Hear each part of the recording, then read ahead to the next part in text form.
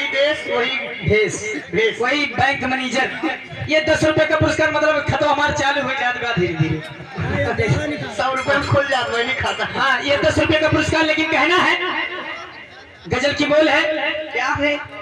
गजल की बोल है। कैसे दे रही हो तुम भी कुछ दे दो ना। हाँ हाँ कहे ना वही। हाँ गजल में कहना है गजल में। और पूरी कट के हजारों रातों से है रातों से एक रात सुहानी हमारी थी, हमारी कट के हजारों रातों से है रातों से एक रात सुहानी हमारी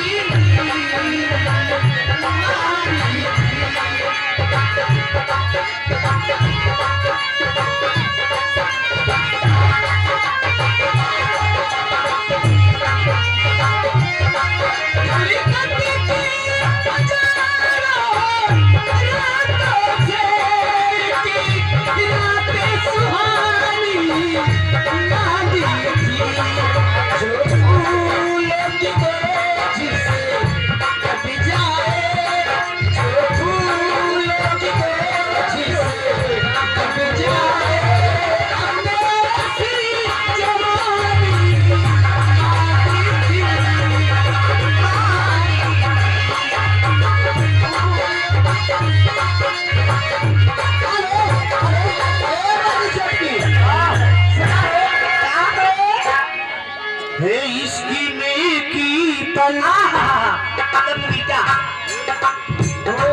इसकी नेकी पल की है जुदाई, इसकी नेकी पल की है जुदाई, लगती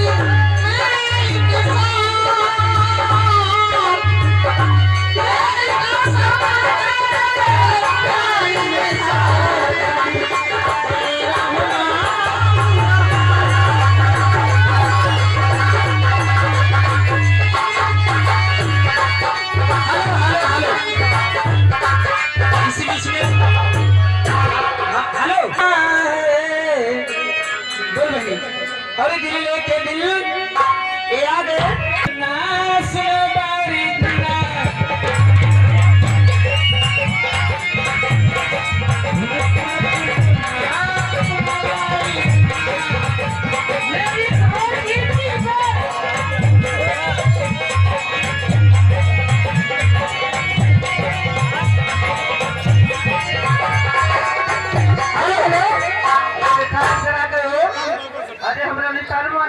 सिंह जी। हाँ लेकिन उस सुना के बाद कहना बात इतना दे नवैया अमर सैया हम जमैया